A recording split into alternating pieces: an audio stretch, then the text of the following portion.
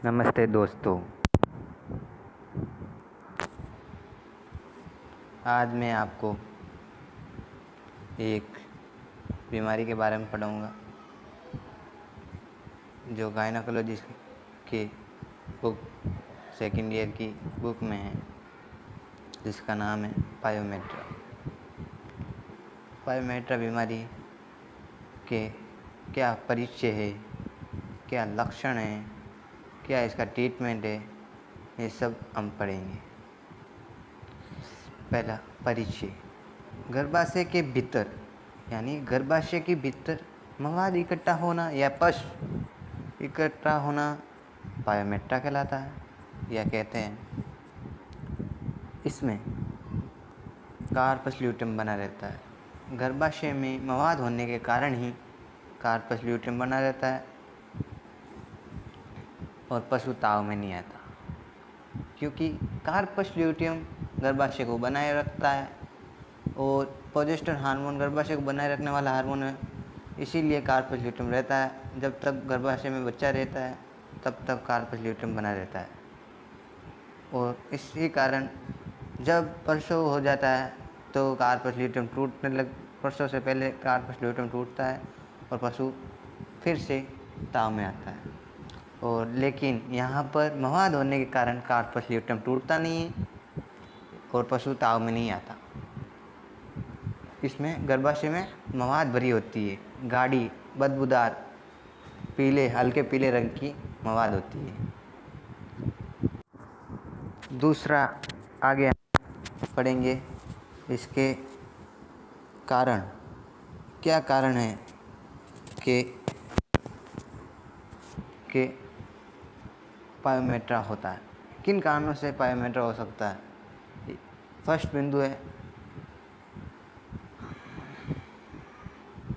बिंदु है असाधारण प्रसव में दिक्कत आना और प्रसव सही नहीं होना, इसके कारण भी पायोमेट्रा हो सकती है। गर्भपात जब पशु अंतिम 3 माह में पशु को गिरा देता है, बच्चे को गिरा देता है किसी कारण, उसे गर्भपात कहते हैं।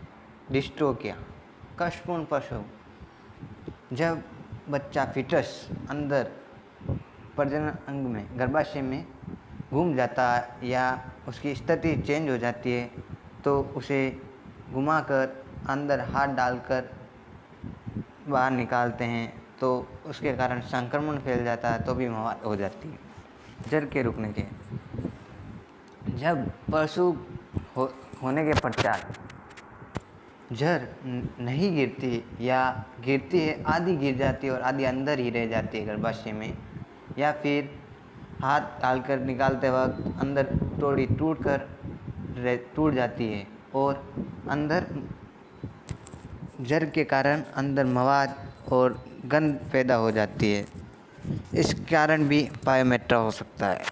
गर्भकाल पूर्ण होने से पहले प्रसव, अगर गर्भकाल पूर्ण हुआ भी नहीं है और प्रसव हो गया, इनके संक्रमण के कारण भी हो सकता है। मेट्राइटिस, प्रसव के बाद मेट्राइटिस बीमारी होती है गर्भाशय में सूजन के कारण वहाँ पर मवाद इकट्ठा हो सकती है, इसलिए प्रसव के बाद मेट्राइटिस होना। सड़े हुए भ्रूण के कारण, अगर बच्चा प्रजनन गर्भाशय में ही मर गया है किसी कारणवश या कुछ हो गया है तो उसे बाहर निकालते हैं, तो सड़े हुए भ्रूण के कारण पशु में गर्भाशय में संक्रमण फैल जाता है तो भी हो सकता है पायोमेट्रा।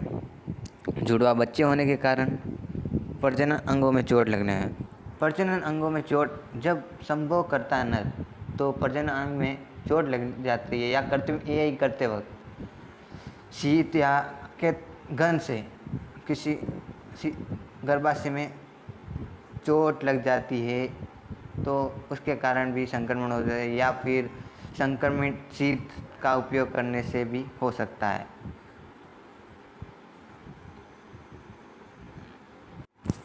आगे देखेंगे हम इसके लक्षण क्या है, लक्षण क्या होते हैं। लक्षण है पशु ताव या हिट में नहीं आता। पशु ताव या हिट में नहीं आता क्योंकि कार्पस ल्यूटेम रहता है, गर्भाशय में मवाद भरा रहता है, इसलिए पशु ताव हिट में नहीं आता। जब पशु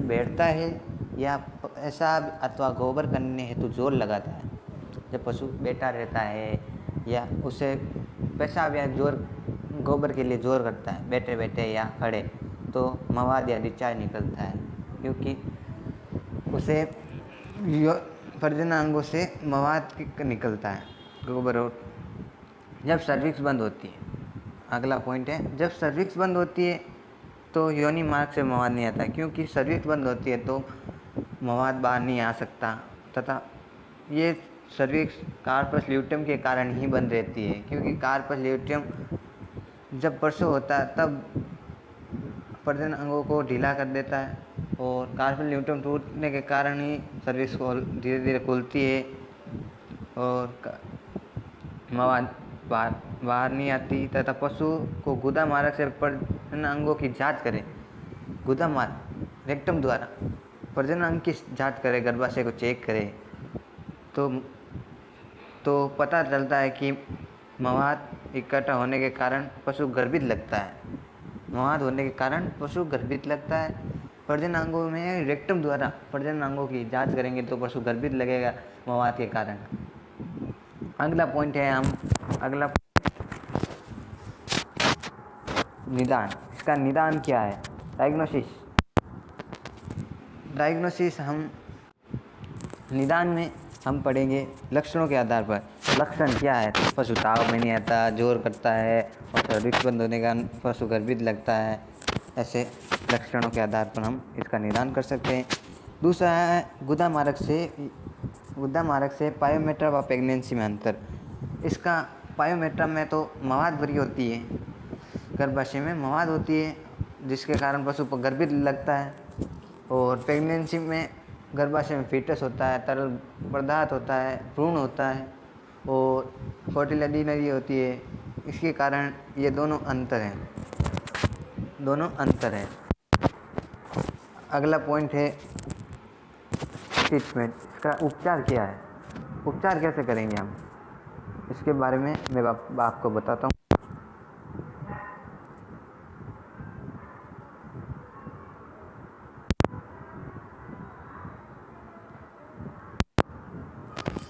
इसका उपचार है गर्भाशय में संकुचन करने के लिए, गर्भाशय में संकुचन करने हेतु एक्कोबोलिक दवाएं देंगे।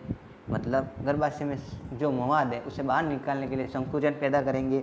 संकुचन पैदा करने के लिए लिक्विड यूट्रोटोन नाम की एक दवा आती है मार्केट में, जो 30 से 40 ml ओरल 5-10 दिन तक पशु को पिलाएंगे, जिससे संकुचन होगा और मवाद बाहर निकल जाएगी। दूसरी है गर्भाशय में इन्फेक्शन को दूर करने हेतु एंटीबायोटिक दें।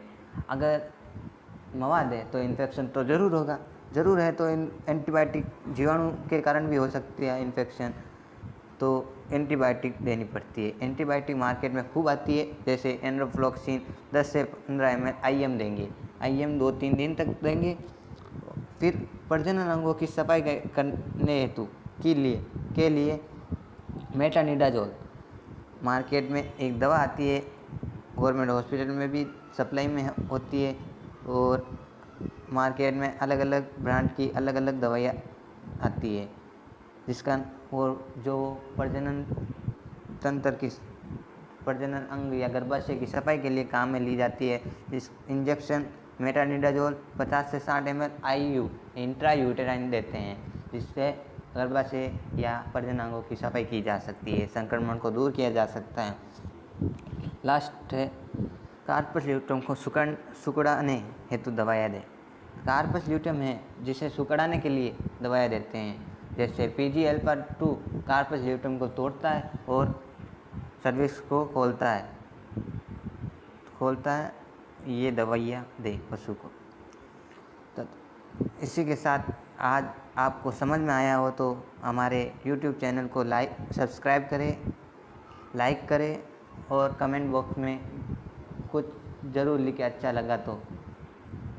और हमारे 55 RN college livestock diploma college और हमारे principal sir doctor A Kazi sir का मैं धन्यवाद देता हूँ कि वो हमारी इन कोरोना जैसी महामारी में हमें हमारी ऑनलाइन क्लासेस चला रहे हैं और हमारा उत्सव और साहस बढ़ा रहे हैं।